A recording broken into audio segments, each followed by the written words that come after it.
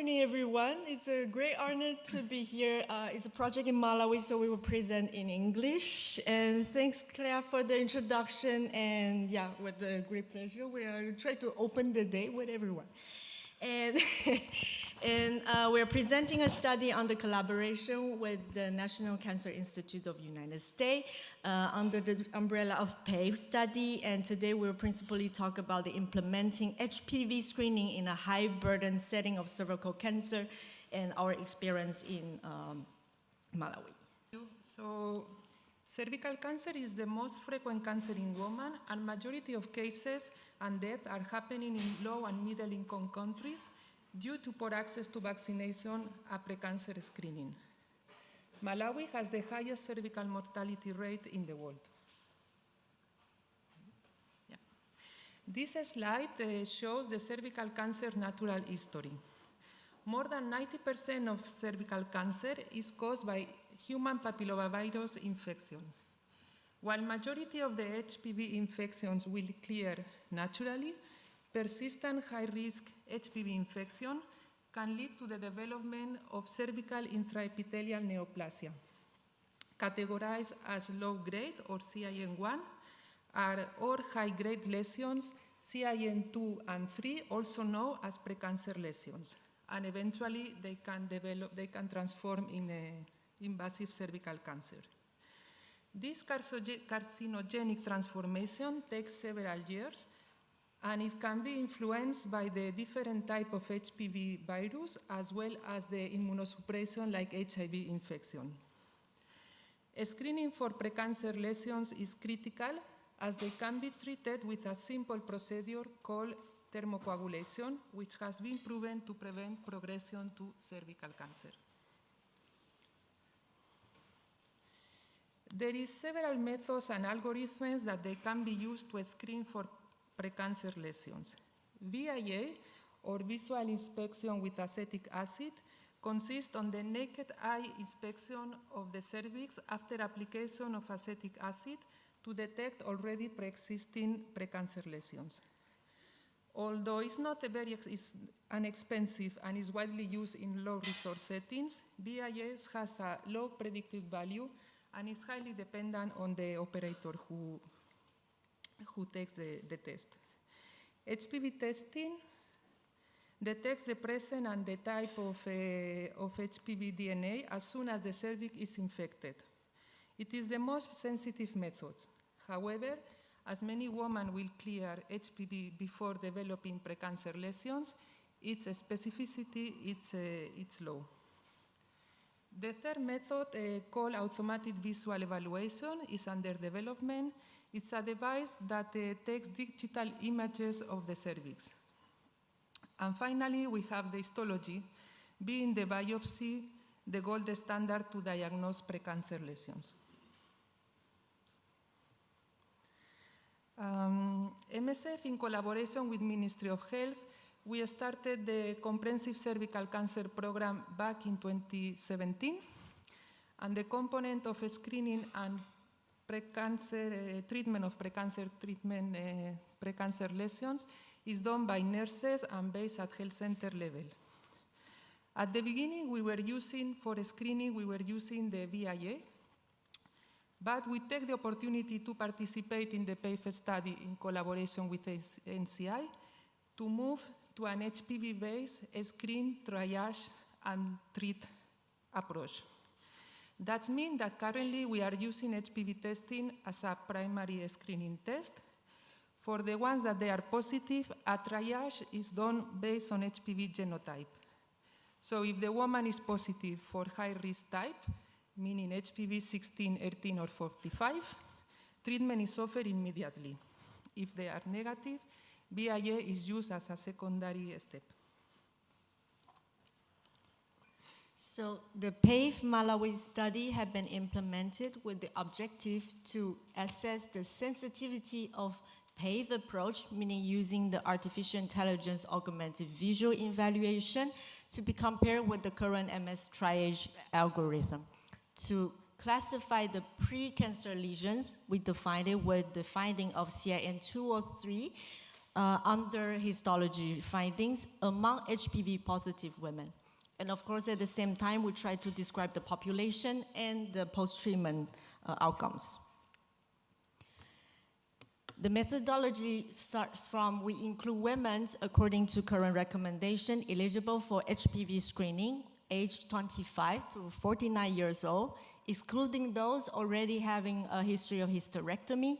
For all the women agreed to participate, there will be a free of charge self-sampling HPV test being provided. And those women tested as negative of HPV infection are considered as very low risk of developing cervical cancer. So they will stop at this step.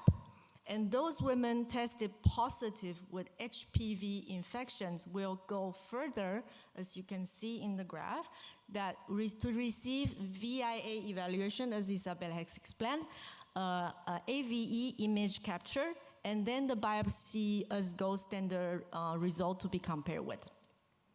And those, by stratifying the HPV genotyping tested results, those infected with high-risk HPV identified already in other study, 16, 18, and 45 will benefit directly from a thermocoagulation treatment.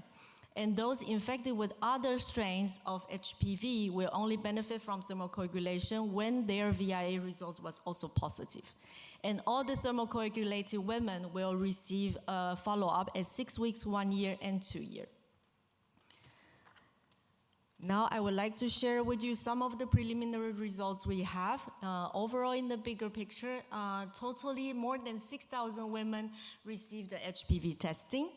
And among all the included women, almost half, 43.3%, were women living with HIV. The age range falls around the mean and medians around 37 to 40 years old.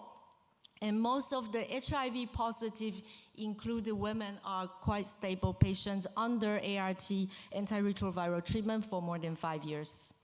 And as you can see in the middle column here, that there's a slightly higher prevalence of HPV infection among women living with HIV, reaching almost 50%. And among those negative for HIV, the percentage was 35%. And a little bit similarly, among all the HPV positive women under 2 strata, we have roughly 5% of VIA positive and roughly 5% of precancer lesions identified by biopsy. So let's take a step further, closer to examine the results, because we would like to see the current triage methods, how well do they perform if we compare it to the gold standard. Now, if we tabulate the results already stratified by HIV positive and negative, when you tabulate, we take all the precancer lesions that we can identify as gold standard. You see approximately only 20% in both of the group are actually classified by VIA positive, as VIA positive. And then if we are comparing look at the result of how well the high-risk HPV, like I say, 16, 18, 45, how well does that perform in triaging the precancer lesions? Again, we saw a little bit improvements reaching almost 50%, but still not really covering most of the needs of precancer lesion needed to be treated in the community. So to sum up the previous 2 slides together, we will say that VIA is very limited in our setting, even used only as a triage to among HPV positive women. By using the new method of high-risk HPV defined by current evidence, we greatly improve, but still far from satisfying. And the current result, the finding of the genotyping, the prevalence of the Malawian HPV infection status in our cohort, triggered a reflection on whether or not should we include the 31 group. Because actually, sorry, I don't know, can I go back?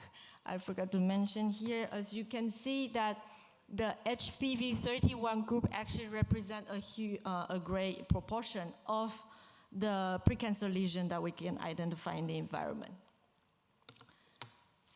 So, and at the same time, we are waiting for the AVE results coming from the principal study of PAVE to be released toward the end of the year. So I'll let Isaf continue with this. Oh, yeah, okay. And some limitations and discussions on the current results. The inclusion, it was health center-based opportunistic inclusion.